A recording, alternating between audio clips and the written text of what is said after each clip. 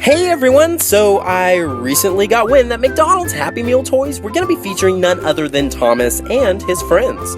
Of course, I had to get my hands on it, and lo and behold, it was only in Japan for the moment, and not in the US, but guess what? It happened. I managed to get them anyways. So the first thing you'll notice is that all the writing is in Japanese on the Happy Meal boxes, but what's inside was nothing short of amazing. The first box was, of course, everyone's favorite engine. Thomas! Included with Thomas was the instructions and stickers to decorate Thomas with more details. I must say that the application of these stickers that came with every character was not only intricate, but definitely something that a little kid would not be able to do on their own. So parents, beware, but trust me, put the stickers on. They make all the difference. So here is Thomas with a gray outline puff of smoke flowing out of his funnel. The cloud of smoke allows you to clip him onto a bag or backpack. The coolest thing about him though is that if you flipped him over to his backside, you will see that he doubles as a whistle.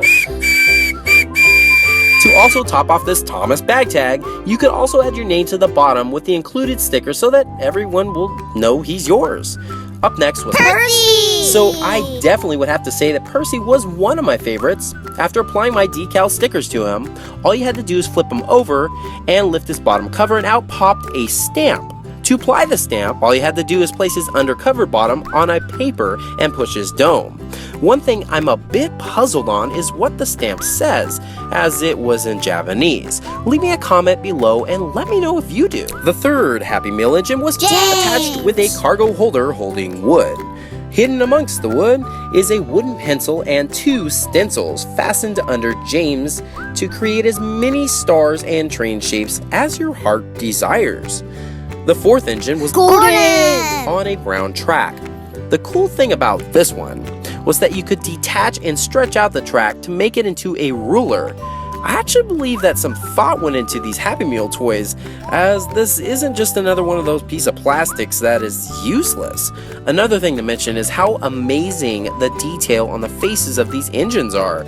I've come across many cheap Thomas toys in the past, and I can't remember anything in this price range that would even remotely come close to what we see here. Next up is Hero! With a black and yellow decor, and probably my favorite design out of all the characters. There's just something special about his character that always intrigues me. Hiro's cab has a small slit for the included mini notepad, and also a small opening for pencils or pens to be held in.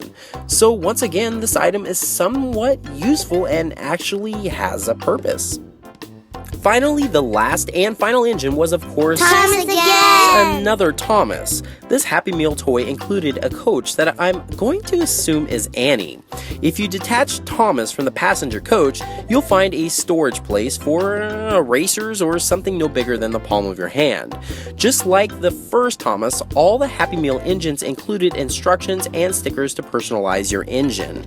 I must say these toys were probably the best McDonald's toys I've seen in a long time. I actually had no desire to dump them in the trash can or even exchange them for ice cream like Burger King or Chick-fil-A does.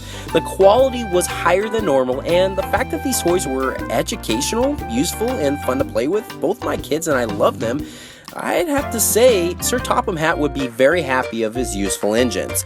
My only question would be, is when are they coming to a McDonald's near me? Extra bonus material! Some other things that I got along with these Happy Meal treasures were these Thomas grape gummies. When you open up the bag, they come in a pack of 4 different characters. Unfortunately, I couldn't quite make them out, and my mouth wanted the candy too much to put much thought into it. Although I had no idea what the wrapper says, I figured I like gummy bears, and I like Thomas, and I like grapes, so it was a win-win-win for me.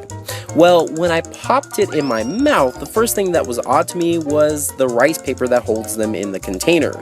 The paper looks clear and actually dissolves on your tongue, which I've tasted on other international candies before. Upon chewing it, I realized the texture was very chewy. Not as gummy, but rather it was more like a fruit roll-up rather than like my beloved gummy bears.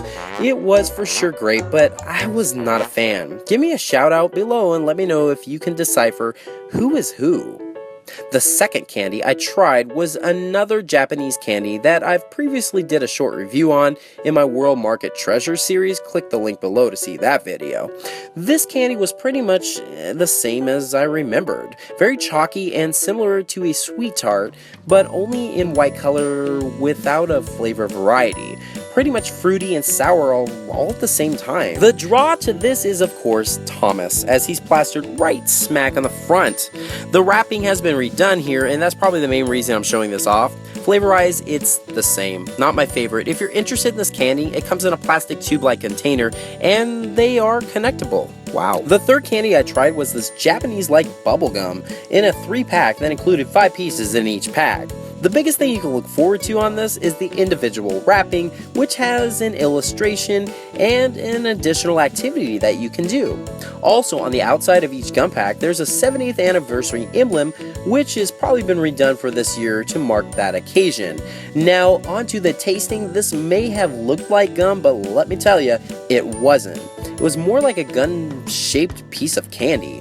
Very similar to an airhead, and it melted fairly quickly. I'm not a fan, but my kids loved it. Lastly was this Thomas Pocky Sticks pack. Although I've tasted and reviewed these before, and there isn't anything to separate them apart from other Pocky Sticks other than the marketing packaging on the box, I thought I'd show you a few of the new boxes that I've recently picked up. As you can see, I have quite a few of them. Some notables are Gator, Millie, Connor, Caitlin, and Thomas, to name a few. If you've never had a Pocky Stick, it's a straw-shaped cracker that is dipped in chocolate, and it's pretty good. And if you enjoyed this video, let me know. Please subscribe, comment, like, and share this video. Stay tuned for more J. Louvier reviews featuring Thomas and friends and more. Thanks for watching.